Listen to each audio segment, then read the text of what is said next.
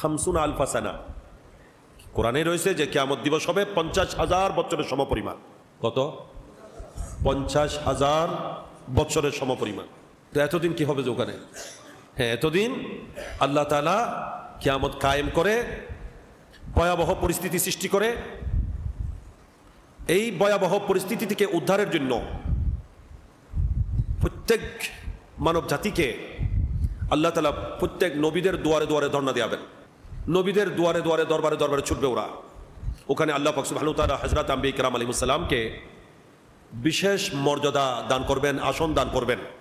ওই আসনে ওনারা আসীন হবেন।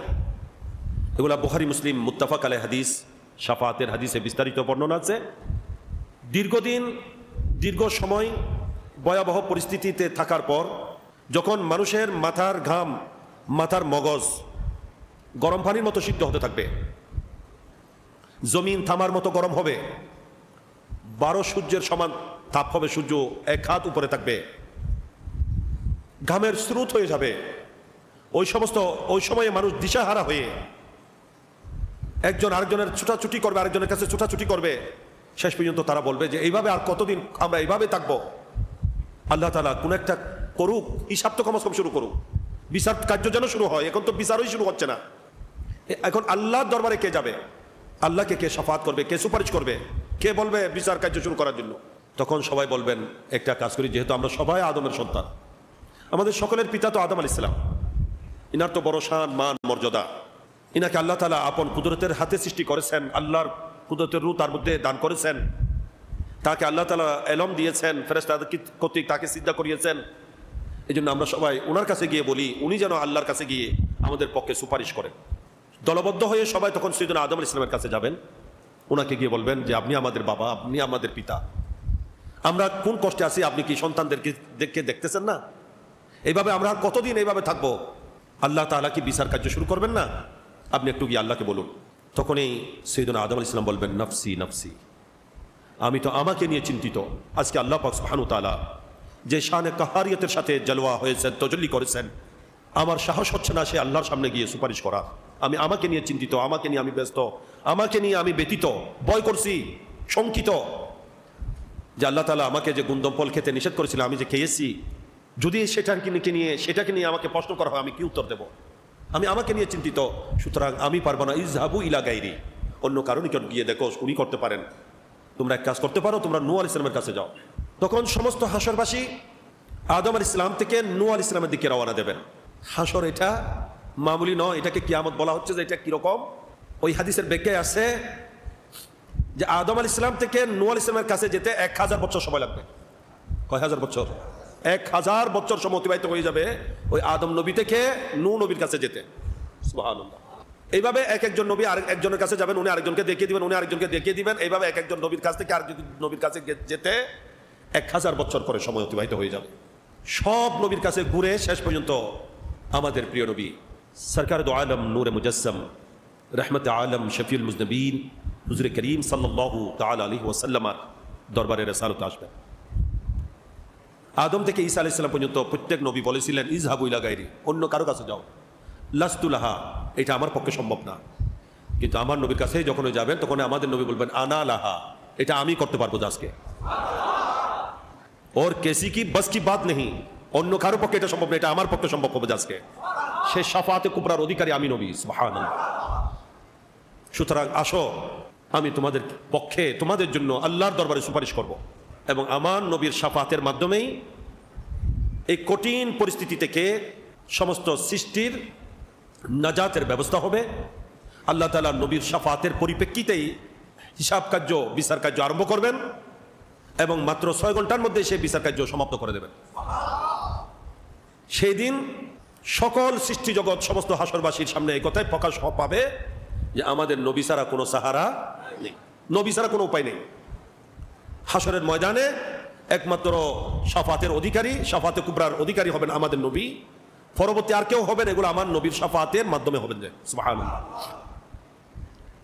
এই জন্য সরকার আলা হযরত ইমাম আহমদ রেজা ফাজিল বেরেলভী আলাইহির রহমত রিদওয়ান এটাই ইরশাদ করছেন, ফকত ইतना सबब है इन इकाद बज़्म महशर में कि उनकी शान महबूबी दिखाई जाने वाली है। মূলত বিচার করার জন্য হাসর না, বিচার করতে তো সময় লাগবে যে মাত্র 6 ঘন্টা। আর এত বিচার আচার করারও আল্লাহর কোনো দরকার নেই। কে কি আমল করেছে না করেছে সব আল্লাহ জানা আছে না নাই? জি, আল্লাহ থেকে কি কোনো কিছু গোপন আছে? এবং সেই দিন সবার আমল নামার রেকর্ড বুক প্রত্যেকের হাতে হাতে দিয়ে দেওয়া হয়েছে। আল্লাহ তো জানেন আমল নামাতে কি আছে না আছে। বাস যদি সবাইকে যে জান্নাতি তাকে জান্নাত, যে জাহান্নামী তাকে জাহান্নাম সোজা দিয়ে দিলে তো হয়ে যেত। কবর থেকে সোজা জান্নাতে, কবর থেকে সোজা জাহান্নামে। এইটা না করে সমস্ত হাসরবাসীকে, সমস্ত সৃষ্টিকে হাসরের ময়দানে একত্রিত করে এত লম্বা সময় অতিবাহিত করে প্রত্যেক নবীদের দুয়ারে ধর্ণা দিয়ে শেষ পর্যন্ত আমাদের নবীর মাধ্যমে এই মহাসংকট থেকে উদ্ধারের ব্যবস্থা ইত্যাদি করার মধ্যে উদ্দেশ্য কি? আলা হযরত বলছেন একটা মাত্র কারণ, ফকত ইतना सबब है इन इकाद बज़्म महशर में कि उनकी शान महबूबी दिखाई जाने वाली है।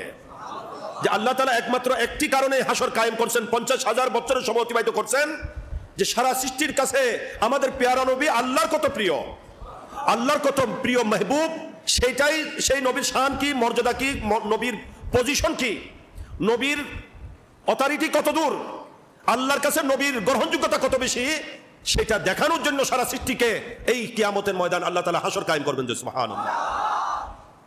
তো মূলত হাসরের মাঠ শুধু বিচারের জন্য না, বিচার করতে সময় লাগবে মাত্র 6 ঘন্টা, বাকি সময়টা শুধু আমার নবীর শান দেখানোর জন্য। এখানে কিতাবের মধ্যে অনেক কথা আছে, সেখানে কথাও আছে যে আদম আলাইহিস সালামের কাছে যখন গিয়েছিলেন তখন তো উনি সরাসরি আমার নবীর কথা বলে দিলে এত ঘোরাঘুরি আর করতে হইতো না। হ্যাঁ, যখন সবাই আদম আলাইহিস সালামের কাছে গিয়েছিলেন উনি যদি বলে দিতেন আজকে আর কেউ পারবে না, তোমরা সুজাই শেষ নবীর কাছে চলে যাও, আল্লাহর হাবিবের কাছে চলে যাও, উনি পারবেন। যে এই কথা না বলে উনি নূহ আলাইহিস সালামকে নূহ আলাইহিস সালাম, আরেকজনকে ইব্রাহিম আলাইহিস সালামকে ইব্রাহিম আলাইহিস সালাম, মুসা আলাইহিস সালামকে মুসা আলাইহিস সালাম, এক একজন নবী এক একজনের কাছে কেন পাঠাইছেন? এটার জবাব আসছে যে এটা এই জন্য যাতে কোনো নবীর উম্মত পরবর্তীতে আবার এই কথা বলতে না পারে জন্নতে গিয়ে যে না এটা আমাদের নবী চাইলে পারতেন, এটা আমাদের নবী মুসা আলাইহিস সালামও ইচ্ছা করলে পারতেন, চাইলে পারতেন, এটা আমাদের নবী ঈসা আলাইহিস সালামও পারতেন, এটা আমাদের নবী ইব্রাহিম আলাইহিস সালামও পারতেন। না, আজকে আর কারো দ্বারা হবে না, শুধু আমার নবীর দ্বারা যে হবে। এই শাফাতে কুবরার অধিকারী একমাত্র আল্লাহর প্যারা হাবিব সরকার দু আলম নূর মুজাসসাম রহমত আলম শফিয়ে মুআজ্জম নবী মুহতাশম সৈয়দুল আলমিন মুহাম্মদুর রাসূলুল্লাহ সাল্লাল্লাহু তাআলা আলাইহি ওয়াসাল্লাম এই কথাকে প্র্যাকটিক্যাল প্রমাণ দেওয়ার জন্য প্রত্যেক নবীদের দুয়ারে দুয়ারে ধর্ণা দেওয়া হবে। সুবহানাল্লাহ। আর যারা আল্লাহ ছাড়া কারো কাছে সাহায্য চাইলে শিরিক হয় বলে ফতোয়া দিছে, তাদের শিরিকের ফতোয়া সেদিন কোথায় নিয়ে যায় তখন দেখা যাবে। নবীদের দুয়ারে দুয়ারে নিয়ে সাহায্যের জন্য পাঠিয়ে আল্লাহ তাদেরকে সেই দিন সাহায্য করবেন। কিন্তু এই নয় যে আবার তারা ওখানে গিয়ে এই মাপ পেয়ে যাবে, এটা নয়। সেই শিরিক বেদাতের ফতোয়া দানকারী সেদিন তো তাদেরও কিন্তু রক্ষা নেই, কারণ তারা তো শাফাত পাবে না। এটা জেনারেল শাফাত, এটা সবাই পাবে, যে এটা কাফের মুশরিকের জন্য, সবার জন্য। এটা হচ্ছে যে হিসাব কার্য আরম্ভ হওয়ার জন্য, বিচার কার্য আরম্ভ হওয়ার জন্য। কিন্তু জাহান্নাম থেকে রক্ষা হয়ে জান্নাতে হওয়ার জন্য যেটা শাফাত, সেই শাফাত শুধু নবীর আশেক প্রেমিক ওয়াফাদার উম্মতের জন্য। মদিনায় পাক থেকে এবারও আমি এটা ভিডিও পিকচার এনেছি। মসজিদে নববী শরীফে বাবু সালাম দিয়ে ঢুকার সময় রিয়াজুল জান্নার ঢুকার পথে গেট করে এই হাদিস স্বর্ণ করে লেখা আছে। আল্লাহ নবী বলছেন শাফাআতি ইয়াউমাল কিয়ামা হাক্কুন। আমার মোবাইলে আছে, কারো যদি মনে চায় দেখে যেতে পারবেন জুমার পরে। নবী বলছেন আমার শাফাআত কিয়ামত দিবসে হক, এটা সঠিক। তবে মান লাম ইউমিন বিহা লাম ইয়াকুন আহলুহা। নবী বলছেন যে এই দুনিয়ায় থাকতে সেটাকে বিশ্বাস করে না, যে বলে যে আমি কিছু করতে পারবো না, সেই দিন সে আমার শাফাতের আহল হবে না, তার জন্য আমার শাফাত হবে না। আমার শাফাত কার জন্য হবে? যারা দুনিয়াতেও বলেছিল ওয়ারজুকনা শাফাতাহু ইয়াউমাল কিয়ামা। আল্লাহ পাক পেয়ারা নবীর সেই শাফাত আমাদেরকে নসিব করুক।